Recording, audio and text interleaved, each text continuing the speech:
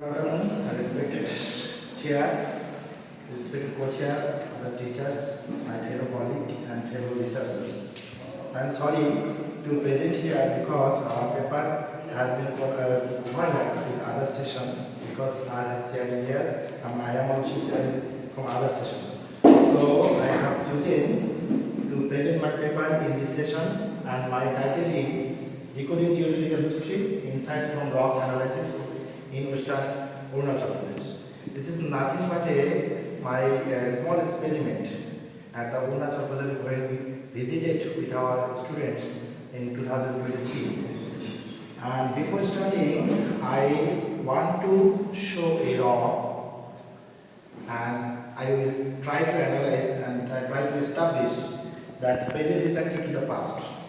This is a gneiss rock, this is a metamorphic rock, and we identify this as a alternate dark and light bands in the rock. So in this metamorphic gneiss rock, we found a fold. This fold or intestine-like fold is called stigmatic fold. My aim is to identify why this rock is found in the particular area and what is the cause, what are the different process, tectonic events that are implied for the formation of this rock. So I am going to at the starting, as we know, all you know, the Hutton is the propounder of present is actually the past or uniformitarianism hypothesis, and his scholar or students, Charles Lyell, popularized his thesis, hypothesis in his book Principles of Geology. So the evidence of the present led the researcher to explain the multiple events occurred in the past. That is the main theme of this uniformitarianism mechanism. And I am not exploring much more about this area because we know Himalaya has been created about 48 million years ago, and there are several processes. As you know, plastofrictional, quasi-plastic, and under different pressure and thermal conditions, and different regional strain rate and geothermal gradient also associated with the Himalayan formation. And we also found in the eastern Himalaya that there are several structural formations like main central thrust, Pellic thrust, groundward thrust, lesser Himalayan duplex system, main boundary thrust, and main frontal thrust. These are the structural events may used for the formation of this rock formation, tectonic events.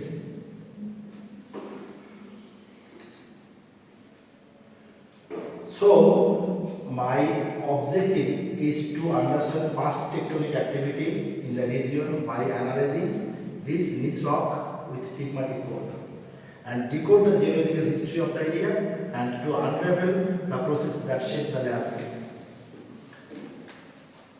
And in this study, I used a method, inductive method, because generally geographers or the science subject, we follow a deductive method, but because we take a object hypothesis and we try to collect the information and evidences, and then we go for conclusion. This is the deductive method. But in this case, I have taken as inductive method because I have found a rock, and then I go for the explanation. What is the cause for this rock formation, or what are the tectonic activities in this area have been occurred during the past. And in this study, I have used various literature survey and interpretation with my knowledge, and I have acquired in my literature survey.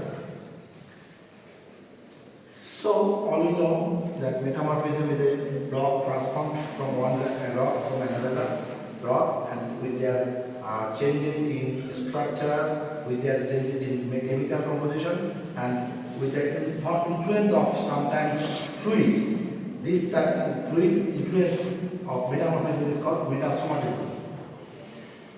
And again, gneiss has been formed from granite rock. Granite is a metamorphic rock, and the original rock from where the metamorphism is occurred is called protolith. On the basis of protolith, gneiss has been classified as two types. One is orthogneiss and another is paragneiss. Orthogneiss, when the rock gneiss has been formed from the granite rock, it is called orthogneiss, and when it is from the other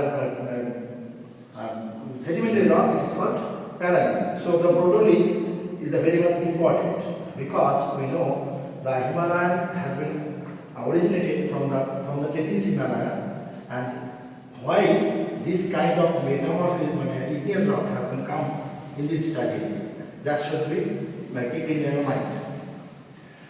Again, in this diagram, I want to show that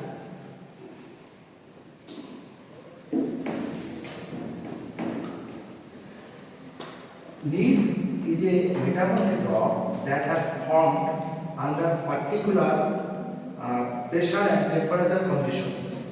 Here I am showing the pressure condition in kilobar, and this is the temperature. This is the general thermal gradient. In different pressure conditions and different thermal gradient and pressure conditions, there are several metamorphisms has been occurred. If you would see this is the 4 kilobar with about 300 or 350 degrees Celsius temperature. Gneiss has been formed. More than temperature, it is granulite, and more temperature it will be converted to eclogite. There are several pressure and temperature condition is undergo for the formation of gneiss. So we can say that the gneiss has been formed in a particular pressure condition and temperature condition in a geotectonic activity, during the geotectonic activity. So what is Tigmatic fault? Mills in 1900 first described Tigmas, and Cederholm formally named this. This is a irregular fault with shape like intestines. It is characterized by high ratio fault amplitude formed within niches due to ductile deformation. Ductile deformation means plastic deformation. This is another tectonic activity for the formation of Himalaya, during the formation of Himalaya. And it is very much disharmonic folded structure and with turquoise folds. So I have shown here what are the different conditions or what are the different characteristics of Tigmatic folds in the Himalayan region in Arunachal Pradesh. So Tigmatic folds, all the bands, white color bands, these are formed by either quartz or feldspar, with a parallel foliation there, and there are several methods. Scientists have been identified what are the conditions this Tigmatic fold have been occurred in any place. So this is the first one is the injection material of annual twisting cracks, viscous flow of the rock, injection into weak host and cramping resistance points, anatomic growth, and other several theory are there.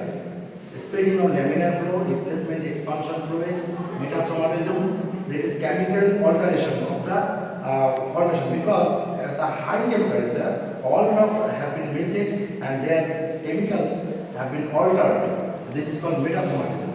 Filling of cracks, it is occurred in basically basalt rock, and this is called filling of cracks. There are several methods. Tectonic deformation, these are the methods or these are the processes involved for the formation of Tigmatic fold. So,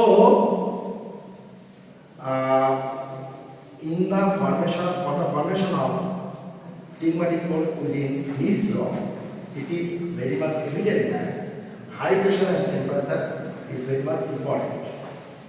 And another point is that if you look at the picture and I will show, this is the white color part is the formed by quartz or feldspar, and the dark color part is mica or biotite. And here I am very much important thing is that gneiss often has alternative component resistant rock. One is resistant band, another is incompetent less resistant layers.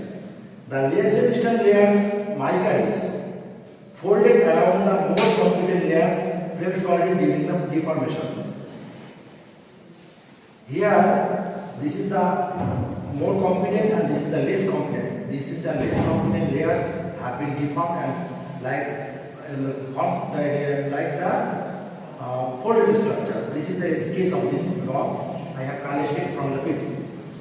Another point is the presence of fluid. Sometimes during the formation of this rock, there is some injection of water like fluid, and these are the major causes, another causes for the formation of stigmatic mold within the gneiss. So another point I have mentioned that the formation of the gneiss has a parent rock that is called protolith, and I have found this rock in the Nuranang waterfall in Tawang district of Arunachal Pradesh, and I find some specimen in this area, and then I assume that this rock is not found in this area. So my observation is that this rock has been carried from other places. The source point of this rock is called provenance. So for studying any rock or any structure of a landform, when we go for in Goa region or any hilly region, all rocks are not originated in the place where we have found. They have carried by other places from by the river or other transporting agents. So this provenance is very much important to know the characteristics of the landform of an area.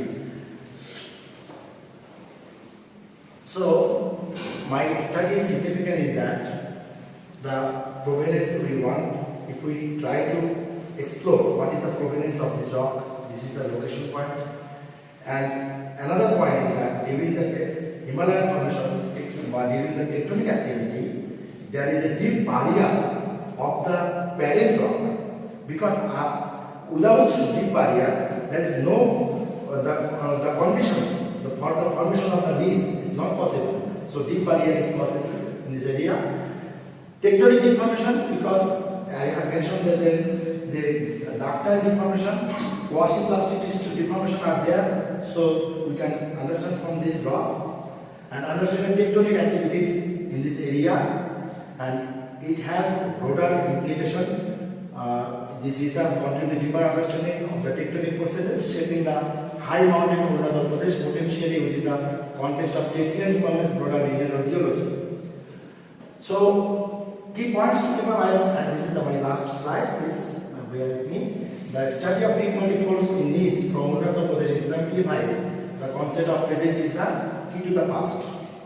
By analyzing this present force, geologists can reconstruct past geological events.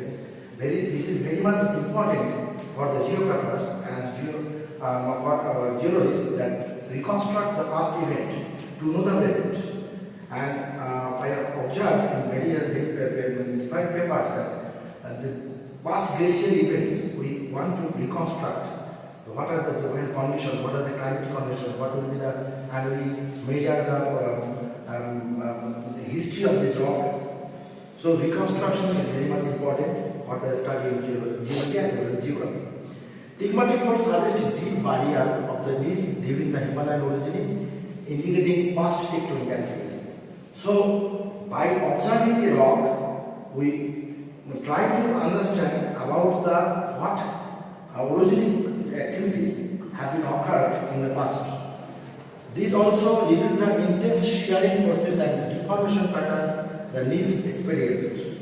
And finally, the principle states that process observed today can explain past geological events, studying present research like tectonic faults, allows scientists to understand the rocks formed in the past. By studying this complex rock structure, helps the geographers to explain the present day landform. Because, first but not least, when we try to study any landslide events in the hilly region, we use the term geology as a parameter. This is my objection to the researchers because geology is a subject. This should not be a point. There should be rock characteristics. This is petrological part. There should be a structural part. There should be paleontological part. This should be taken into consideration, not a geology.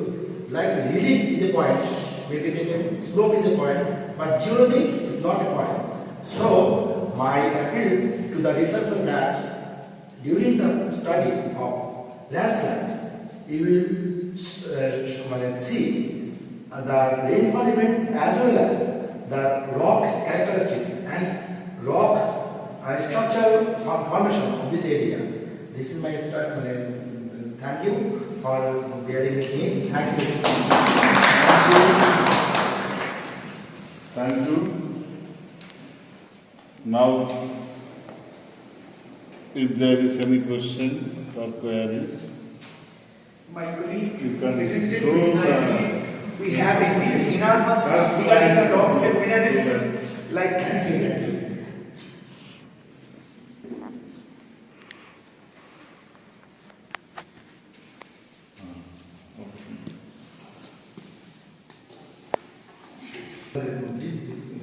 Research, but small Professor experience. Gail, thank you. This is something.